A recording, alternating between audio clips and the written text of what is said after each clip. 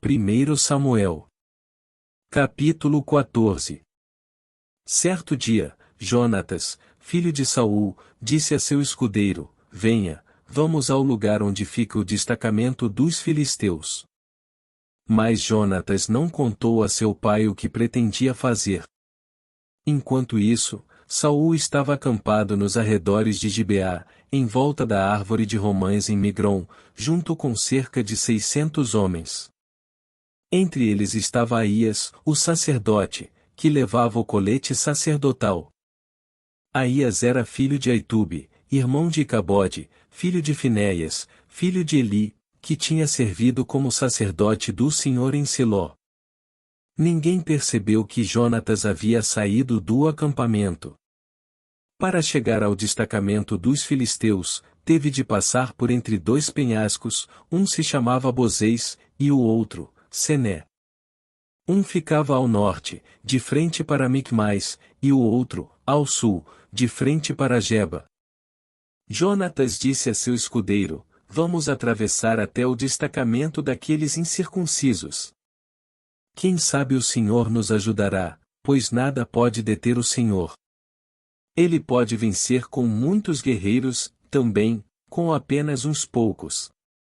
Faça o que lhe parecer melhor, respondeu o escudeiro. Eu o seguirei para onde o Senhor for. Pois bem, disse Jonatas. Vamos atravessar e deixar que nos vejam.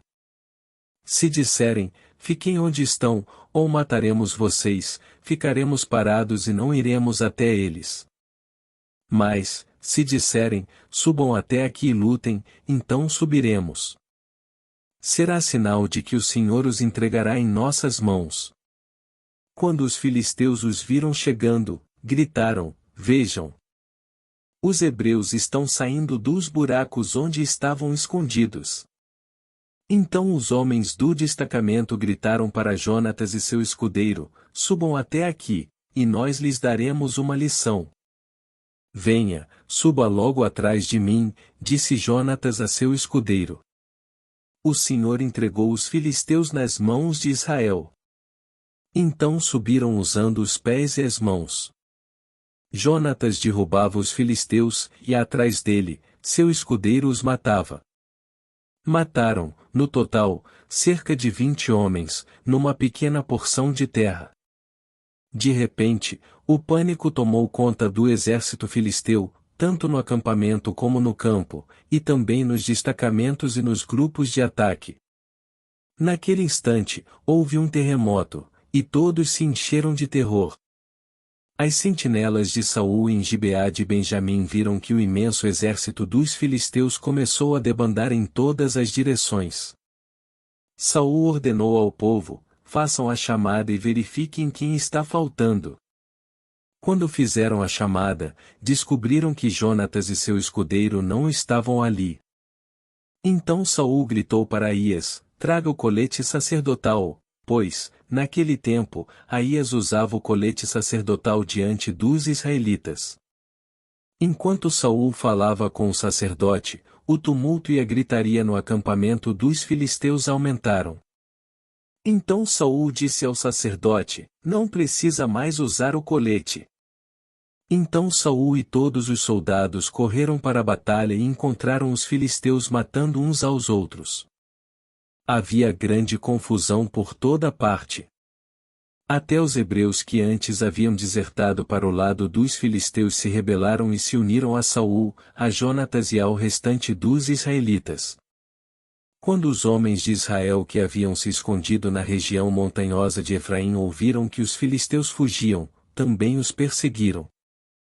Assim, o Senhor livrou Israel naquele dia, e a batalha continuou até além de Bet-Aven. Os homens de Israel estavam exaustos naquele dia, pois Saul lhes havia imposto este juramento: maldito seja aquele que comer antes do anoitecer, antes de eu ter me vingado inteiramente de meus inimigos. Por isso, ninguém comeu nada o dia todo, embora tivessem encontrado favos de mel no chão do bosque. Não se atreveram a provar o mel, pois temiam o juramento exigido por Saul. Jonatas, porém, não sabendo do juramento de seu pai, enfiou a ponta de uma vara num favo e comeu o mel. Depois de comer, recuperou as forças. Vendo isso, um dos soldados lhe disse: seu pai obrigou o exército a fazer um juramento severo, pelo qual quem comer alguma coisa hoje será maldito. Por isso todos estão exaustos. Meu pai trouxe desgraça sobre o povo, exclamou Jonatas. Vejam como recuperei as forças depois de provar um pouco de mel. Se os homens tivessem recebido permissão para comer à vontade do alimento que encontraram entre os inimigos, imaginem quantos filisteus mais teríamos matado. Os israelitas perseguiram e mataram filisteus o dia todo, desde Micmais até Aijalon, e ficaram cada vez mais enfraquecidos. Naquela noite, tomaram apressadamente os despojos da batalha, mataram ovelhas, bois e bezerros e comeram a carne com sangue. Alguém foi dizer a Saul: veja, os soldados estão pecando contra o Senhor, comendo carne com sangue. Vocês cometeram um grande pecado, disse Saul. Procurem uma pedra grande e tragam-na para cá. Depois, saiam entre os soldados e digam-lhes: tragam os bois e as ovelhas até aqui. Abatam os animais e deixem o sangue escorrer antes de comer. Não pequem contra o Senhor, comendo carne ainda com sangue. Naquela noite, portanto, todos os soldados levaram os animais e os abateram ali. Então Saul construiu um altar para o Senhor, foi o primeiro altar que ele construiu para o Senhor. Depois Saul disse: vamos perseguir os filisteus a noite toda, saqueá-los até o amanhecer e destruir até o último deles. Seus homens responderam: faremos o que o rei achar melhor. O sacerdote, porém, disse: primeiro vamos consultar Deus. Então Saul perguntou a Deus: devemos ir atrás dos filisteus? Tu os entregarás nas mãos de Israel? Mas Deus não lhe respondeu naquele dia. Então Saul ordenou: todos os comandantes do exército, apresentem-se a mim. Descubram como e por que aconteceu esse pecado. Tão certo como vive o Senhor, aquele que resgatou Israel, o culpado morrerá, mesmo que seja meu filho Jonatas. Contudo, ninguém lhe disse nada. Saul disse a todo Israel: Jonatas e eu ficaremos aqui, e todos vocês ficarão ali. E os homens responderam: faça o que o rei achar melhor. Em seguida, Saul orou: ó Senhor, o Deus de Israel, mostra-nos quem é culpado e quem é inocente. Por sorteio, Jonatas e Saul foram escolhidos como sendo os culpados, e o povo foi declarado inocente. Saul disse: façam outro sorteio entre mim e Jonatas. E Jonatas foi escolhido como o culpado. Diga-me o que você fez, ordenou Saul. Provei um pouco de mel, confessou Jonatas. Foi apenas uma pequena porção, na ponta de minha vara. Estou pronto para morrer. Então Saul disse: sim, Jonatas, você deve morrer.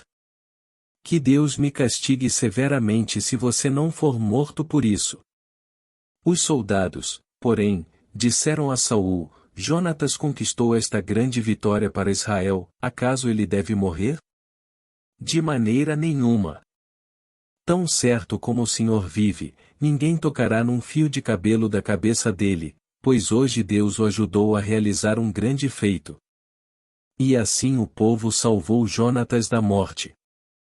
Então Saul deixou de perseguir os filisteus, e eles voltaram para sua terra.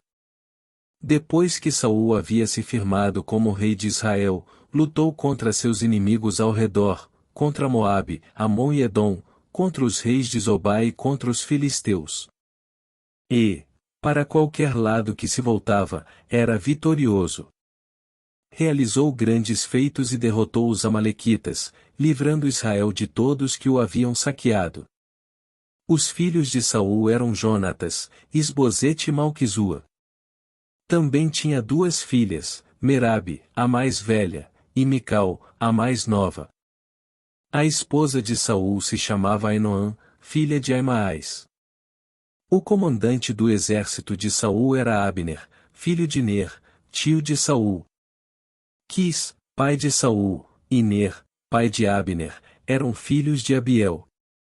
Os israelitas lutaram ferrenhamente contra os filisteus durante toda a vida de Saul. Por isso, sempre que Saul via um jovem forte e valente, logo o convocava para seu exército.